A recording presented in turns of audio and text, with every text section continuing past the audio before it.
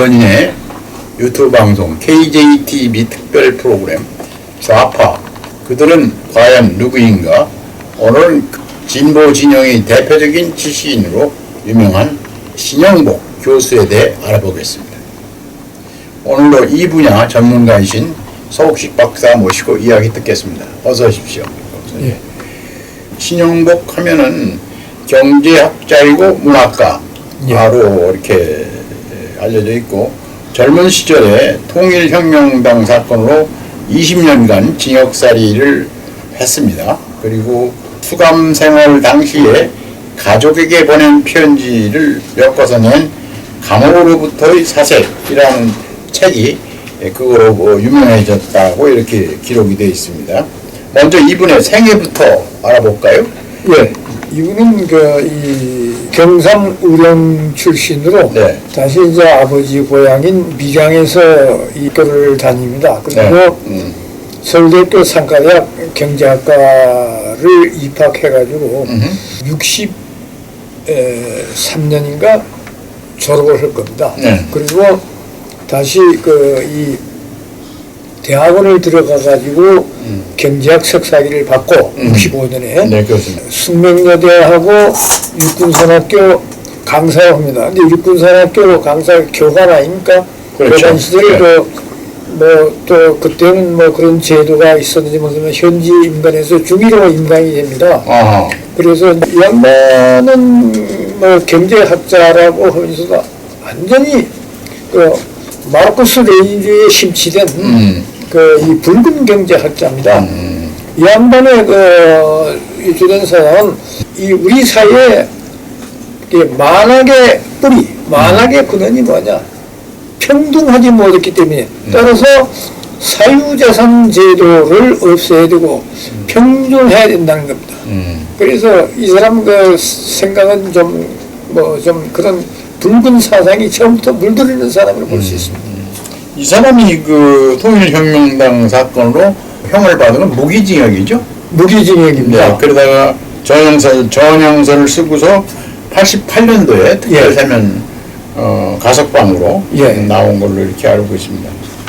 그 뒤에는 어떻게 활동했습니까? 예. 대표적인 지식인이라고 그랬는데. 그러니까 1988년 네.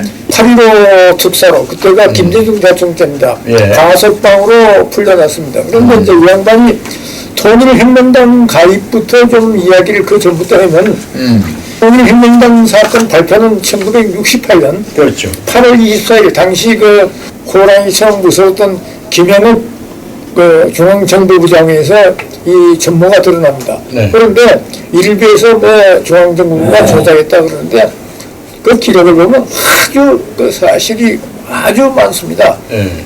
애초에 왜 그러면 통일혁명당을 결성했나? 통일혁명당 자체는 김일성이가 지어준 이름입니다.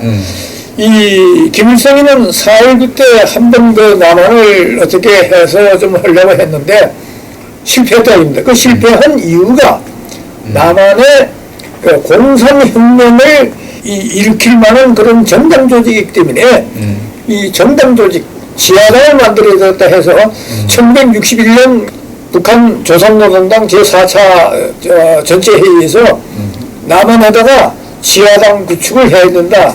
이런 것을 공식 천명을 합니다. 그리고 62년에 소위 북한이 4대 군사노선, 전군의 간부하니 말이야, 전국의 요새하니 이런 것을 망라한 4대 군사노선을 1962년 발표합니다. 그리고 이제 1963년에 이게 접선합니다. 저 전라남도 무안이라는 데 임자도라는 거 있습니다. 그렇죠. 그 임자도 간첩장 사건이 있습니다. 그 임자도에 때는 아주 허술해가지고 북한 해주 항해도에서 배로 임자도까지 왔다 갔다 하는 것이 거의 비일비재할 정도로 물론 들키지 않게 해서 간첩선을 타고 하죠. 그런데 당시 임자도 면장 최영도라는 사람이 있습니다. 이 사람이 어떻게 북한을 내려간답니다. 어선 타고. 네. 그러면 북한이 하나의 가치를 느끼죠. 그래서 63년에 공식적으로 김수잉이라는 간첩을 임자도에다 파견합니다. 최영도를 포섭해가지고 다시 최영도가 통일혁명당 수계 김종태, 그 다음에 그 밑에 제2인자 김진아, 그 다음에 또 제3인자 이문규. 오히려 이 신용복이는 이 제4인자 정도 됩니다만은 앞에 그 세 사람 김종태, 김진락, 이문규는 당시 이 사건으로 사형 선고를 받고 사형이 집행됩니다. 그렇죠. 다만 신용복이는 무기징역을 선고받고 정확히 20년 20일을 복역하다가 그 김대중 대통령 때 8.15 특사고 1988년 8월 15일입니다. 이게 68년에 들어가가지고 88년에 나왔으니까 딱 20년이죠. 20년 20일 만에 석방이 됩니다. 그런데 가석방 될 때도 전향서를 씁니다. 근데 전향서란 건 반성하는 거 아닙니까? 그렇죠. 그런데 뭐 가족의 요청에 있어서 전향서를 쓴다. 그 다음에 풀려나가지고 말지하고 인터뷰를 합니다. 말지 인터뷰 나는 전향서를 썼지만 절대 내 생각은 변하지 않고 내가 내 동료들을 배신하지 않았다. 아니 그러니까 이게 전향서를 가짜로 썼다 입니다. 그래서 내 생각, 그 생각이 뭐냐면 소위 마르크스주의 레닌주의입니다.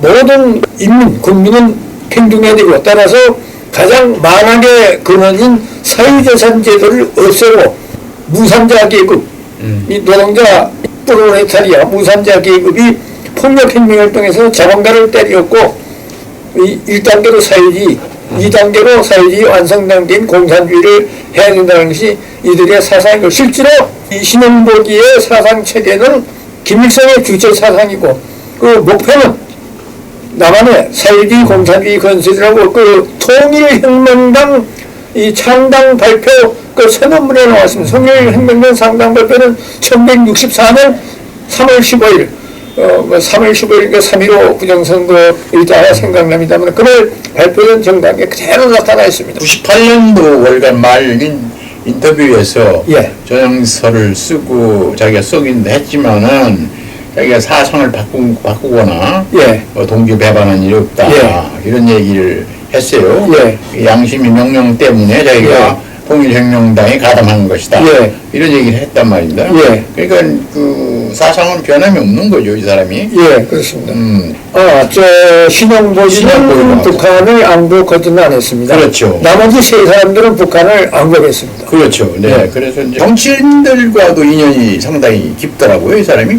예, 많습니다. 예. 그 대표적인 사람들이 이 사람과 교감을 하고 이 신용복이의 아까 이 회장께서 말씀하신 감옥으로부터 사세. 네, 감옥으로부터. 예. 근데 거기에 대해서 아주 탐복을 하고 있습니다.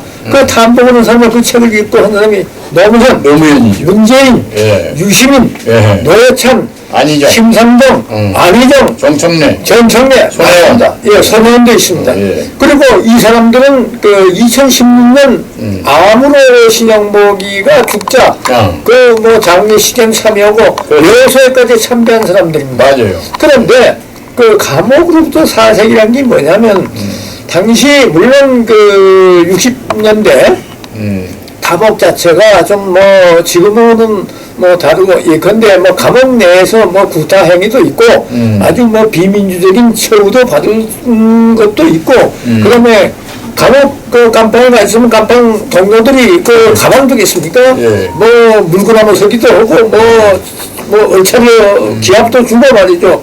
이런 그 비인간적인 이런 대우를 받고 있는 데에 대한 인간적인 대우를 뭐 그리는 자기 나름대로 철학적인 그런 요소를 가미해서 그렇게 해서 그 책이 2000년대 그 중앙일보는 이 책을 중심으로 해서 신용복의 이 글을 그 연재를 했습니다. 야하. 그리고 뭐 보수신문인 대표적인 조선일보가 2015년에 만의 대상을 이 수상합니다. 그렇습니다. 제9회. 예. 그래서 야 감옥에서 인간적인 대우 뭐 이런 것을 그 뭐 설파하는 것도 있지만 그 이 사람 기본적으로 대한민국을 혁명하겠다는 겁니다.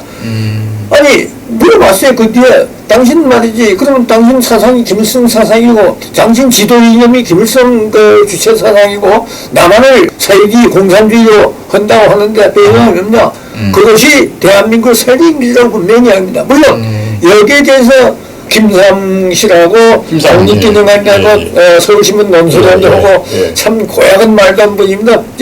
평민당 기간지 평민신문 편집장도 한 분인데 2차 대전 이후 민족반역자가 나라를 세운다는 베트남과 대한민국이 유일하다 이런 발언을 한 분이 김상훈 씨인데 김상훈 씨하고 한홍구라고 또 성공대학 유명한 그 좌파 이 사람이 있습니다. 한홍구 이 사람은 서울대학교 국사학과 출신인데 아주 그 좌파적인 성향이 가지고 그 한만현 씨라고 일조가 뭐 아들인가 뭐 조카인가 되는 사람인데 잘 모르겠습니다만은 아니 김일성이를 뭐 스탈린, 모택동 그다음에 큰거에 개체마라 를 능가하는 위대한 세계적인 이인이라고 이렇게 축해준 사람이 한홍구입니다. 근데 한홍구하고 김삼웅 씨가 뭐라고 했냐면 이 신영복 씨에 대해서 신영복 씨는 김종태나 김진락이나 이민규가 만든 통일혁명당이 북한의 지령위에서 만든 건지를 모르고 가담했다 그러는데 그건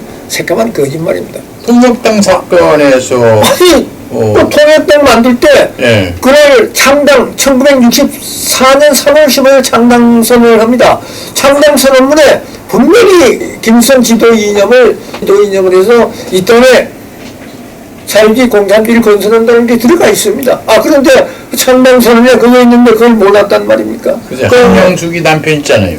박성준이 있습니다. 박성준 그 사람을 제외하고 이 재심에서 무죄된 사람은 없죠? 없습니다.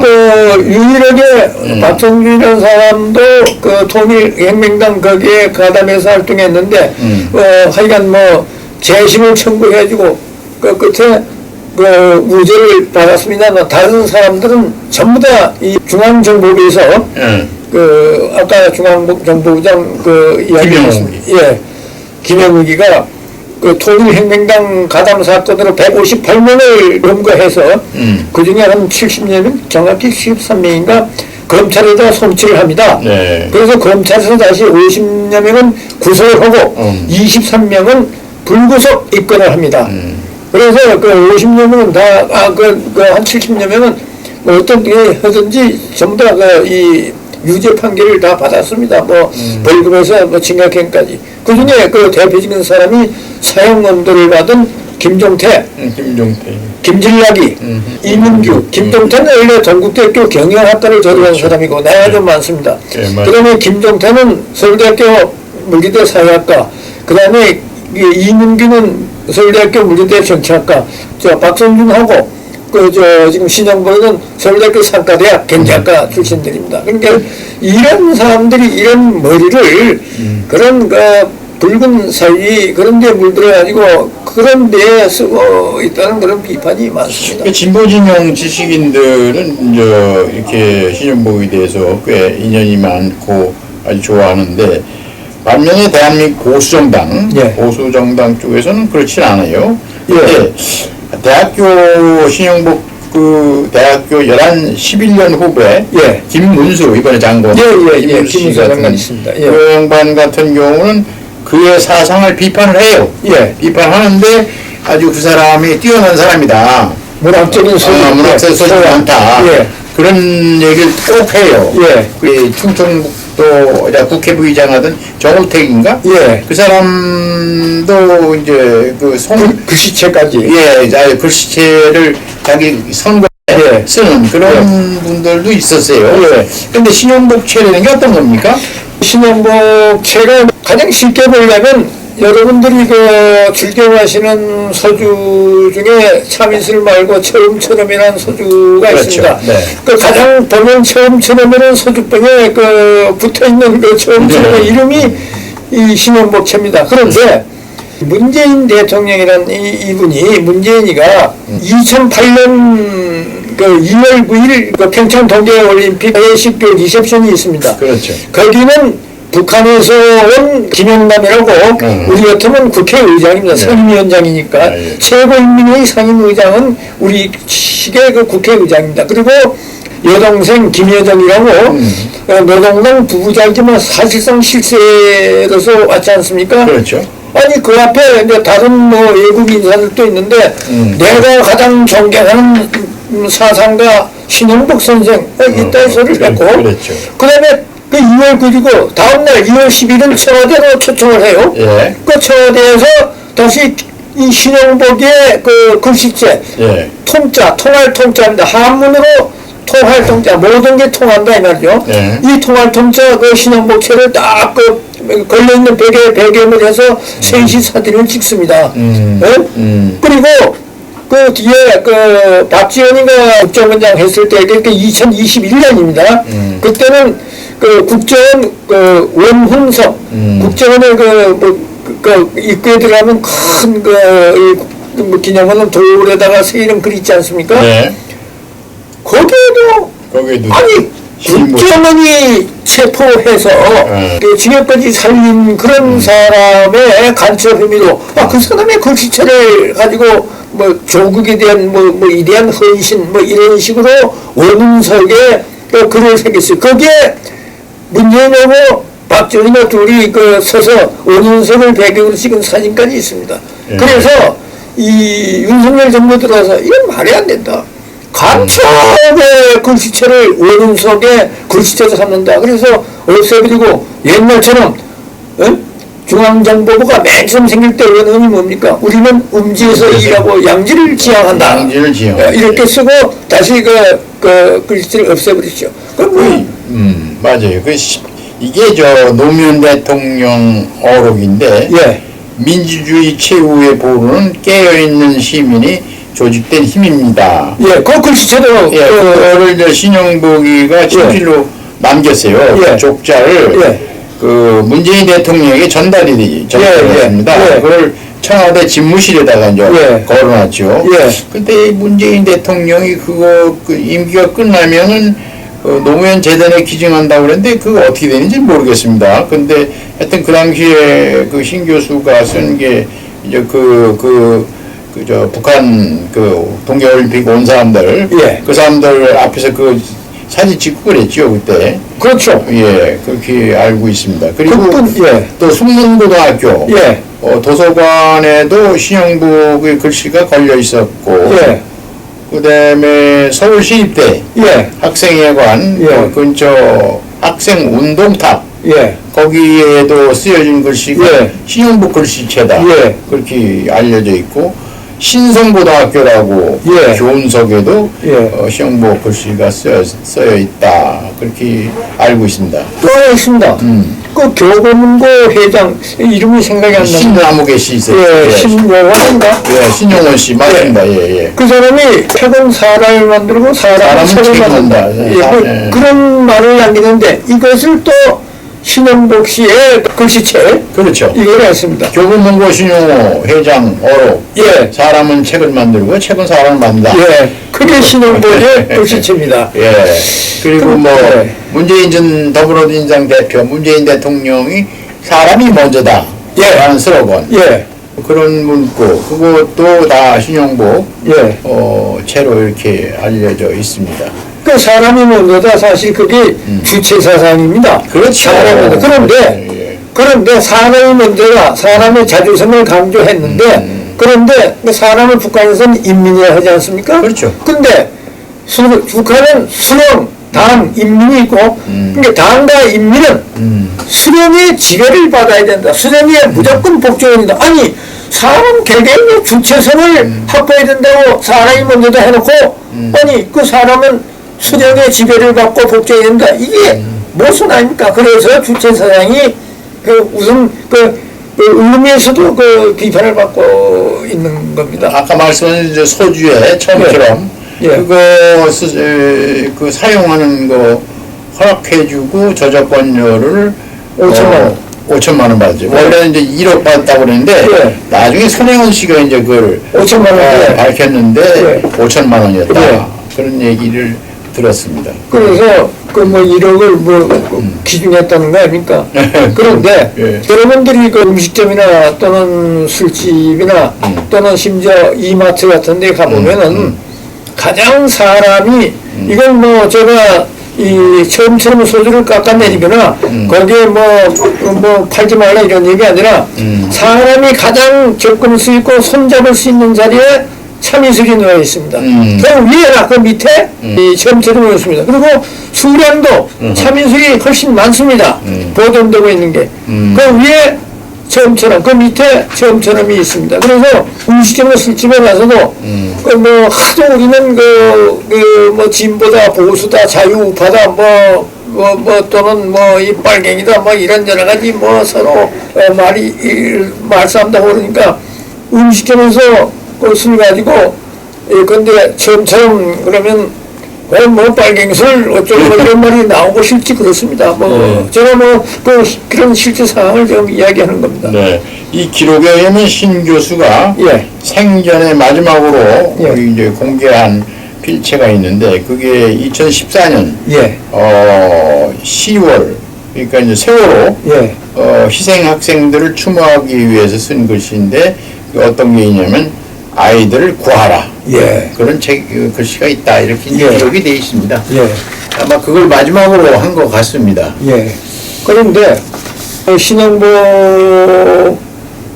교수가 1988년 8.15 이 가석방 특사로 풀려나지 않습니까? 네, 그렇죠. 다음 해 소위 이 이념대학 또는 시민대학으로 불리는 성공회 대학 교수로 임명이 됩니다. 경제학부. 거기서 대학원장까지도 하고 평생교육원장까지도 하고 합류하면은 거기에 대표적인 수제자로 통하는 사람이 두 사람이 있습니다. 하나는 방송인 김대동입니다. 맞아요. 1시간 강의하는데 1,500만 원 강의료를 받았다고 하는 사람이고 예. 또 한 사람은 윤도현입니다. 밴드 가수 말이죠. 맞습니다. 윤도현은 한때 북한 문재인 때 이 북한의 공연단 이끌고 참여해가지고 예.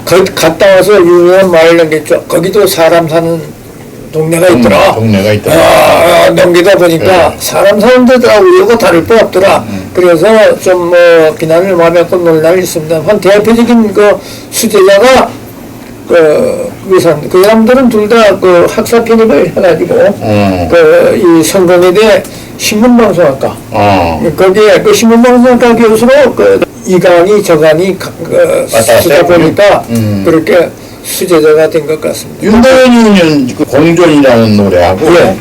나는 나비 예. 이런 노래를 이제 글씨를 예. 써준 예. 그런 것도 있더라고요. 예. 그리고 또 하나는 이제 문재인 정부 들어서 많이 이제 활용을 했잖아요. 예. 사람이 먼저 아까 말씀하신 이제 이 소위 인민인데 사람이 먼저다라는 것부터 시작해서 근데 말이죠. 아이러니한 건 좀 신형복체로 된 게 뭐가 있냐면 청와대 비서관들한테 문재인이가 나눠준 게 있어요. 예. 춘풍추상. 예. 자기 남한테는 아주 봄바람 같이 하고 나한테는 아주 가을 서리 같이 해라. 이런 춘풍추상 액자를 선물했잖아요.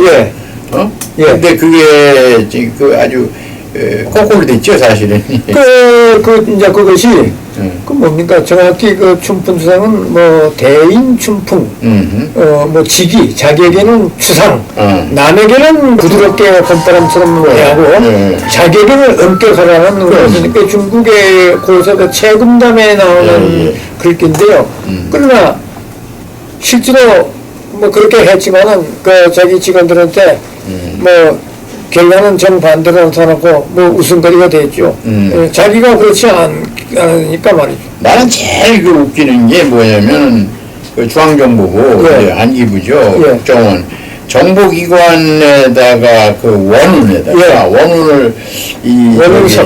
원운서가 통일혁명대 사건으로 처벌받은 사람의 글씨체를 그걸 바꿨다는 게 이게 참 웃기는 얘기인데. 박지원이 생각 안 해요. 당시 그렇죠. 박지원이가 국정원장을 했거든요.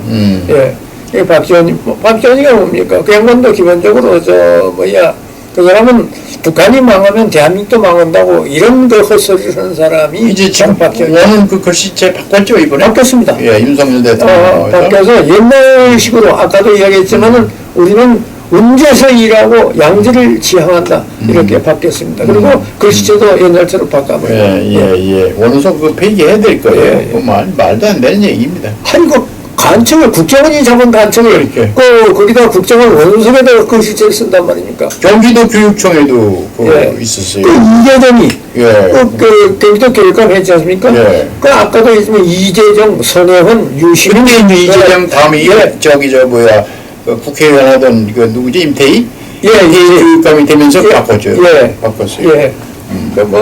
노무현, 문재인, 노회찬, 심상정, 손혜원, 정청래, 유시민 전부 다 그 사람들은 죽었을 때 장례식에도 가고 갔습니다. 야담입니다만 이 고민정이라는 국회의원 있죠. 예. 그 가장 존경하는 사람을 누구냐고 그러니까 제일 존경하는 게 문재인. 예. 두 번째가 남편. 예. 그 다음에 세 번째가 신영복. 이렇게 얘기했다고 그래요. 참 재밌는 얘기입니다. 그 감옥으로부터 사색이라는 책이 여러 가지 당시 이 교도소 생활에서 받던 처우 느낌, 그다음 인간적인 여러 가지 그런 연민 이런 걸 써가지고 거기다 또 자기 철학적인 사색 활동을 가르쳤으니까 거기에 대해서 전부 다 이게 잘 쓴 책이다 해가지고 감동을 준 책이다 해서 근데 기본적으로 그 사람은 대한민국 전복 활동에 가담한 사람입니다. 그렇죠. 그 통일혁명당 창당 사람인데 김일성이 주체사상을 지도 이념으로 하고 우리는 사회주의 공산주의를 추진한다. 그런 나와 있습니다. 여러 가지 있습니다. 그럼 반미 자주화 선언도 있고 그 주요 기업의 국유화, 그 다음에 이 노동자 농민에 대한 절대적 대우, 여성의 지위 향상, 항상 그런 거 주장하는 사람들이 좌우합니다. 그래서 이분의 석사기 논문 제목을 보니까 이렇게 돼 있어요. 봉건제 사회의 해체에 관한 고찰. 예. 그래가지고 노동력의 사회적 존재 양식을 중심으로 이렇게 돼 있더라고요. 북한이 대한민국 사회를 보는 것이 조금 완화시켜 반식민 반봉건, 반이라는 게 반대는 뜻이가 절반 정도의 봉건이라 말입니다. 절반 정도의 미국의 미제 식민지, 절반 정도의 반쪽짜리 봉건제도. 그래서 이런 반식민 반봉건 제도를 타파해야 된다는 것이 북한의 주장이거든요. 근데 그 양반 대한민국 어떻게 대한민국이 이 봉건사회입니까? 봉건사회 뭡니까? 영주가 있고 그 밑에 제후들한테 땅을 나눠주고 밑에 농민에서 농사를 지어서 제후대 올리면 제후가 다시 위에 제후를 함정 될 때까지 받쳐먹고 놀아먹는 어떻게 비인간적인 비윤리적인 그런 제도 아닙니까? 그렇죠. 그 남한사회를 그렇게 규정하고 있단 말이에요. 그렇죠. 북한이 규정하고 똑같습니다. 북한이 그렇게 남한을 보고 있거든요. 마지막에 이제 이분이 성공회대 교수로 근무하다가 작고한 거죠? 예, 그렇습니다. 2016년 암으로 죽었습니다. 좀 일찍 세상을 떠났어요. 하여튼 참 또 그분의 더불어라는 말이 있지 않습니까? 더불어민주당입니다. 그 더불어민주당 장명대가 바로 그 중요한 사실인데요. 바로 이 신영복이라 알려져 있습니다. 그렇다고요. 더불어라는 게 뭡니까? 똑같이 같이 살자는 거 아닙니까? 놀아먹고. 그 양반이 아까도 있으면 평등하다. 그러니까 모든 사람이 평균적으로 잘 살려면 이 만악의 근원이 되고 있는 사유자산 제도를 폐기해야 된다는 겁니다. 그러면 사유자산 제도 이게 뭡니까? 자유란 게 뭡니까? 자기 물건을 자기가 마음대로 하려고 쓰고 생산하고 재생산하고 하려고 해야 되는 게 근데 그걸 없으면 그러면 이 발전이 되겠습니까? 사회가 경쟁도 없고 그런 거죠. 그렇죠. 이런 소위 마르크스 개인의 그런 사상을 갖고 있는 사람이 신영복이었습니다. 그래서 자기가 전향서를 쓰면서 또 말지에서 죽순 뒤에 왜 그러냐 전향서 썼지만 나의 사회주의 공산주의에 대한 생각은 변함이 없고 내가 전향서 써서 남을 밀고 하거나 이 동료를 배신하다 이렇게 했거든요. 이게 철저히 그러니까 아까 한홍구나 김상훈이 그 사람은 그렇지 않은 사람인데 통일을 모르고 가담했다. 그건 틀린 이야기입니다. 그건 아닙니다. 자, 오랜 시간 아주 좋은 얘기 많이 들었습니다. 오늘은 신영복 선생에 대해서 소옥식 박사님과 대담을 해봤습니다. 이분은 아시다시피 통일혁명단 사건 후 20년 징역살이를 하고 나와서 여러 가지 말들을 했는데, 이분의 특이한 것이 서체가 신영복체라고 그래가지고 국정원 원석에다가 그걸 썼다가 다시 바꾸는 이런 문제도 발생하고 했습니다. 이미 이제 작고한 분입니다만은 우리가 좌파들이 과연 어떤 분인가, 그들은 과연 누구인가를 오늘은 신영복 선생에 대해서 알아봤습니다. 감사합니다.